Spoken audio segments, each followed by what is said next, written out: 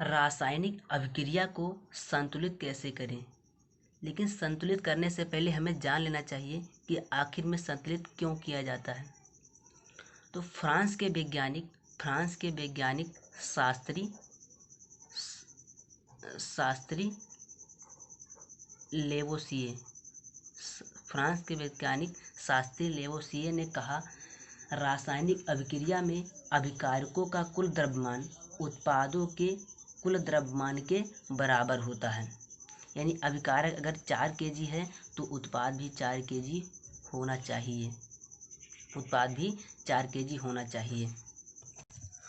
अब हम बात करते हैं कि जितने अभिकारक के जितने तत्व हैं उनके परमाणु की संख्या लिख लेते हैं। वैसे ही अभिकारकों के जितने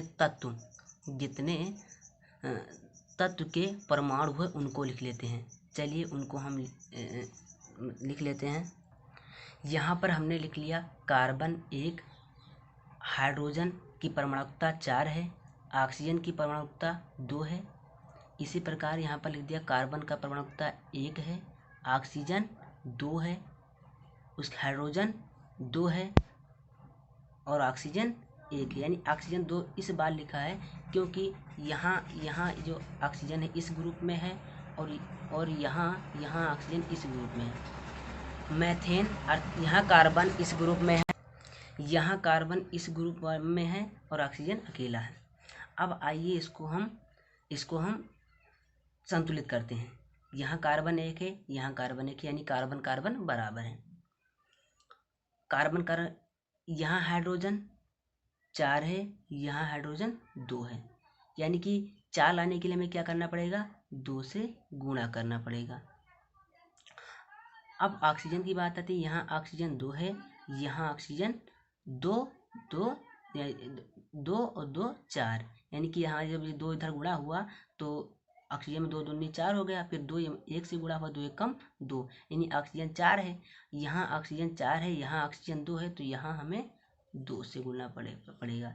यानी कि अब यहाँ पर जहाँ गुणा किए हैं वहाँ पर हमें गुणा करने लगा है। H2O में 2 से गुणा करना है, H2O में 2 से गुणा करना है, ऑक्सीजन में 2 से गुणा करना है। बस हमारा समीकरण संतुलित होगा। देखिए कितनी आसानी तरीके से हमारा समीकरण संतुलित हो गया। अब इसी पर दूसरा हमारा उदाहरण है हाइड्रोजन प्लस ऑक्सीजन बराबर H2O यानी जल।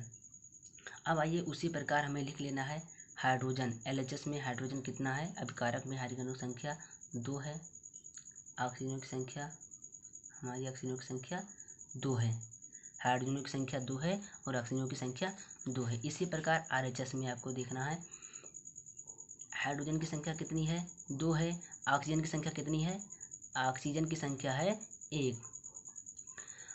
ये पूरे एक ग्रुप में है। यहाँ पे हाइड्रोजन कितना है, 2, यहाँ पर 2, यानी ये तो बराबर हैं, इनसे कोई लेन देन नहीं। बात आती है इनमें, यहाँ पर कितना है, यहाँ पर ऑक्सीजन 1 है और यहाँ पर ऑक्सीजन 2 है। तो आपको क्या करना होगा, यहाँ पर 2 से गुणा करना होगा। यहाँ पर 2 से गुणा कर दिए तो ये हाइड्रोजन 4 हो गया, ऑक्सीजन तो बराबर हो गया पर हाइड्रोजन यहाँ पर ज़्यादा हो गया, इसलिए आपको यहाँ 2 से गुणा करना है। क्योंकि हमें दोनों पक्षों को बराबर करना है। यहाँ पर हाइड्रोजन 4 हो जा रहा है तो इसलिए हमें हाइड्रोजन यहाँ पर फिर 2 से गुणा करना पड़ा। तो अब इसी प्रकार अब समीकरण को गुणा कर देते हैं। हाइड्रोजन को यहाँ पर 2 से गुणा कर देते हैं। इस पक्ष में ऑक्सीजन में गुणा नहीं किया तो यहाँ पर गुणा नहीं करेंगे। अब इस ग्रुप में हमें 2 से गुणा किया तो यहाँ पर 2 से गुणा कर दिए। अब आइए दोस्तों बात करते हैं इसे Na2 प्लस Cl2 NaCl यानी सोडियम प्लस क्लोरीन बराबर NaCl अर्थात नमक।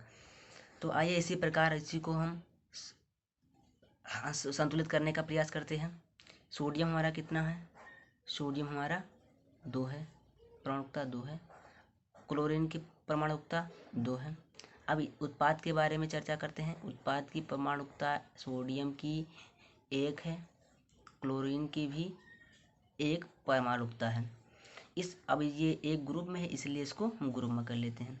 यहाँ पर सोडियम 1 है, सोडियम 2 है, सोडियम यहाँ पर 2 है और क्लोरीन भी 2 है।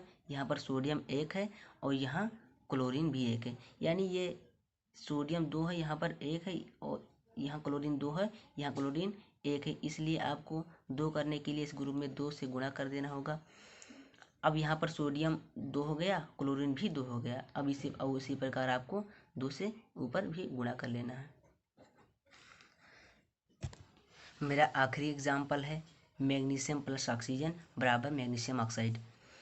मैग्नीशियम कितना है, अभिकारक में मैग्नीशियम 1 है, ऑक्सीजन हमारा 2 है, उत्पाद में मैग्नीशियम हमारा 1 है, ऑक्सीजन भी 1 है। ये ग्रुप में है, इसको ग्रुप में कर लेते हैं। अब मेरा मैग्नीशियम 1 है, यहाँ पर मैग्नीशियम भी 1 है, बट यहाँ ऑक्सीजन 2 है, यहाँ ऑक्सीजन 1 है। तो ऑक्सीजन को मैं 2 करने के लिए यहाँ पर ग्रुप में 2 से गुणा कर देना होगा। लेकिन अब यहाँ हम देखते हैं कि मैग्नीशियम भी 2 हो जा रहा है। ग्रुप में जब गुणा किया तो मैग्नीशियम भी 2 हो गया। अब आपको यह मैग्नीशियम भी यहाँ पर भी 2 से गुणा करना होगा। अब देखिए मैग्नीशियम भी 2 हो गया, मैग्नीशियम भी यहाँ पर भी 2 हो गया, ऑक्सीजन भी 2 है। अब यहाँ इस पक्ष में भी ऑक्सीजन 2 है। अब आपको ऊपर इसी प्रकार जो नीचे गुणा किया है इसी प्रकार ऊपर आपको गुणा कर देना है। मैग्नीशियम में 2 से गुणा किया इस पक्ष में, तो यहाँ पर भी कर देना है। ऑक्सीजन में हमने कोई गुणा नहीं किया तो इस पक्ष में हम नहीं करेंगे, यानी कि हम उपकारक में ऑक्सीजन में गुणा नहीं करेंगे। यहाँ पर ग्रुप में हमने 2 से गुणा कर दिया, इसलिए MgO में हमें 2 से गुणा करना होगा।